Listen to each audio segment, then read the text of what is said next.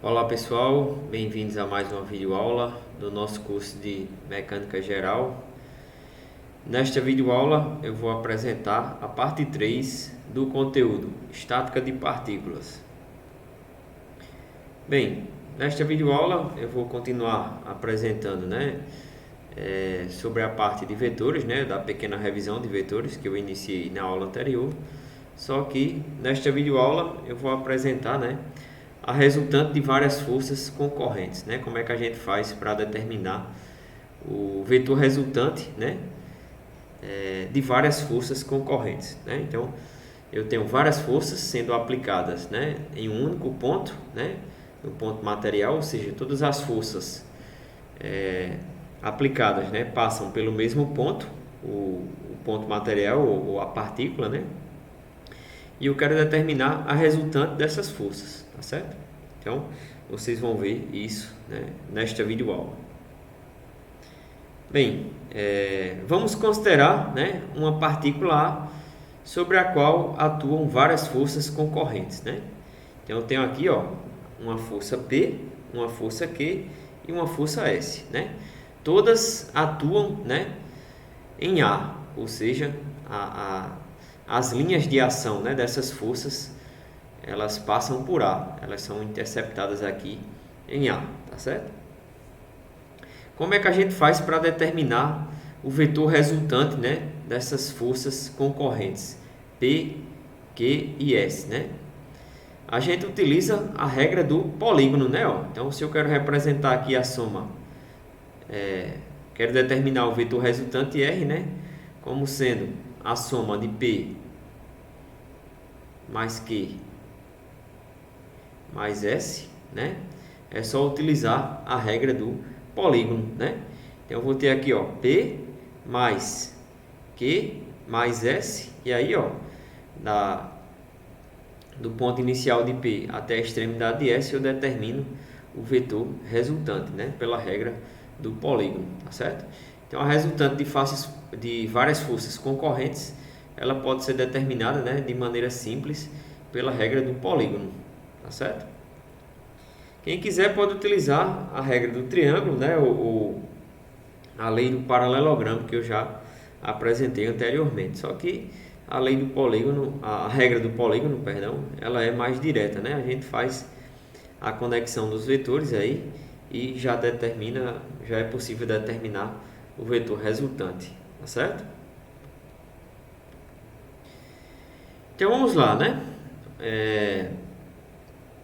Podemos determinar o vetor resultante também, através das suas componentes, como eu mostrei anteriormente. E eu também posso ter, eu também posso conhecer um vetor força resultante, um vetor resultante, e vai ter casos, que a gente tem que determinar os componentes dessa força, as componentes dessa força. Então, como é que a gente faz para decompor uma força, vamos ver a decomposição dos componentes de uma força, Para cada força F, existe um número infinito de possíveis conjuntos de componentes, Como é isso? Então, vamos supor, eu vou considerar aqui, dois vetores, P e Q. A soma de P e Q vai dar F, Então, o vetor resultante aqui, F, é dado pela soma ou pela resultante de P e Q. Então percebam, P mais Q eu tenho F. Então eu consigo obter essa força resultante aqui, através desses componentes aqui P e Q, Então eu consigo decompor essa força, por exemplo, nessa componente P e nessa componente Q, com orientações específicas. Então o que é que ele diz aqui, Para cada força F existe um número infinito de possíveis conjuntos de componentes, Então, esse aqui é um conjunto de componentes, P e Q. Vamos ver, outro, Esses outros dois conjuntos, Eu tenho o mesmo vetor resultante aqui, o mesmo F, Como vocês podem ver, mesma intensidade, mesma direção e mesmo sentido, Porém, aqui eu já tenho duas componentes diferentes, P, para baixo e Q para cima, Porém, vejam que P mais Q vai dar o mesmo vetor resultante F, Então vocês podem utilizar tanto a regra do triângulo como a lei do paralelogramo, né? Como eu estou representando aqui, para obter f. Então, tanto essas componentes P e Q como essas outras duas vão gerar, né, o mesmo vetor resultante. Por isso que existe um número infinito de possíveis conjuntos de componentes para a gente ter um vetor resultante f, né? Então, anteriormente eu mostrei como determinar um vetor resultante a partir de componentes, né? Aqui eu estou representando como é que a gente faz a decomposição de um vetor resultante, né? Ou a decomposição dos componentes de uma força. Outro conjunto aqui, ó, de dois componentes. Percebam que eu vou ter, ó, o mesmo vetor resultante, né? Mesma orientação, mesmo sentido e mesma intensidade, porém com outras duas componentes distintas aqui, ó. O P é bem longo e o Q também, né? Só que eles são bem abertos aqui, o ângulo formado entre P e Q, né? Quando eu aplicar a lei do paralelogramo, vocês vão ver, ó, que eu vou obter o mesmo vetor resultante. Então percebam que aqui eu encontrei, né? Eu apresentei três conjuntos de componentes para gerar o vetor resultante. Porém existem, né? Existe um número infinito de possíveis conjuntos de componentes, tá certo? Para representar um determinado vetor resultante. Então vamos dar prosseguimento aqui, né? Em muitos problemas práticos, começamos com um dado vetor f e queremos determinar um conjunto de componentes útil, né? Dois casos são de particular interesse, né? Então, os dois casos mais comuns que vocês vão encontrar aí, tanto nos problemas do livro como na vida prática, né? Para a decomposição de um vetor f, né, em um conjunto de componentes, são os seguintes, ó. Um dos dois componentes, no caso da força F, né, é conhecido. Então, o componente conhecido aqui considerado é P. Então, a gente conhece um componente, né, e o vetor resultante F, né. Então, aqui a gente conhece, no caso, um componente além da força resultante, né, ou do vetor resultante de força. Então, a gente tem isso aqui, ó, o vetor resultante F, né, e um componente aqui, ó, P, né. Logo, pela regra do triângulo, a gente pode facilmente determinar que, né, ó, dado que P mais Q é igual a F.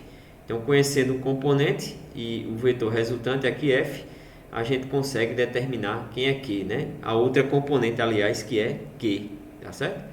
P mais Q igual a F, beleza? Então, com duas componentes aqui, ó, P, na verdade, com uma componente, né, e o vetor resultante, a gente consegue determinar qual é a outra componente, que é através da regra do triângulo. Beleza, pessoal?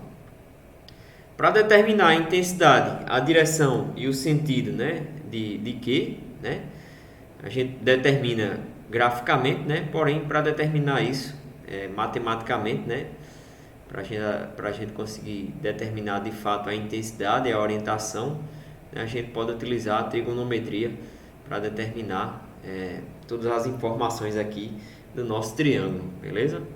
Então a gente pode utilizar, por exemplo, lei dos cossenos, lei dos cossenos, lei dos senos, tá certo? Entre outras relações trigonométricas, né? E a outra situação aqui, ó, né? O outro caso, né? Ou o outro tipo de problema ou a outra situação é a seguinte, né? A linha de ação de cada componente é conhecida. Então, se a linha de ação é conhecida, né? E a gente conhece o vetor de força resultante, é só a gente aplicar aqui, ó, a lei do paralelogramo, né? Então, conhecendo a linha de ação, né, das componentes, a gente traça, ó, retas paralelas, né, às linhas de ação, né? Então, traça uma paralela aqui, a linha de ação de Q, uma reta paralela aqui, ó. Então, essa é paralela, né? Interceptando aqui, ó, a extremidade da força F, e uma outra paralela aqui, ó, F, uma outra paralela em relação à componente a componente de P, né, a componente P, certo? Perdão aí pela confusão aqui, né, na verdade. Então vamos fazer o seguinte, aqui a gente tem as linhas de ação, né, Q e P, e a gente traça duas retas paralelas aqui, ó. Uma reta paralela a Q, né, que passa pela extremidade F, e uma reta paralela que passa pela extremidade F, né, que é paralela a P, tá certo? Então o ponto de interseção aqui, ó, partindo da extremidade até a linha de ação, né, a gente encontra a componente aqui que o livro representa por Q, e aqui a componente que ele representa por P, beleza? Então, novamente, né, essas componentes P e Q, elas podem ser determinadas graficamente, né, ou calculadas trigonometricamente, né, aplicando a lei dos senos, tá certo?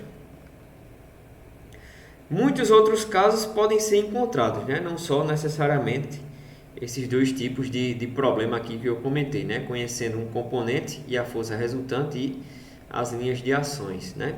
Vocês podem encontrar outros tipos de problema, inclusive vocês encontram vários exemplos aí no livro e em outros exercícios que não necessariamente se enquadram nesses dois casos, né? Porém, em todos os casos, o triângulo ou paralelogramo adequado que satisfaz as condições dadas é representado, né? Então, apesar de a gente não ter necessariamente, né, esses dois tipos de problema, esses dois casos, né, a gente sempre parte para o triângulo ou paralelogramo, né, para conseguir determinar as componentes, né? Então, dado que eu consigo aplicar a regra do triângulo ou a lei do paralelogramo, né, de maneira adequada, a gente consegue determinar as componentes da força resultante, né, ou do vetor resultante, beleza? Dúvidas? Qualquer coisa, fala lá no fórum.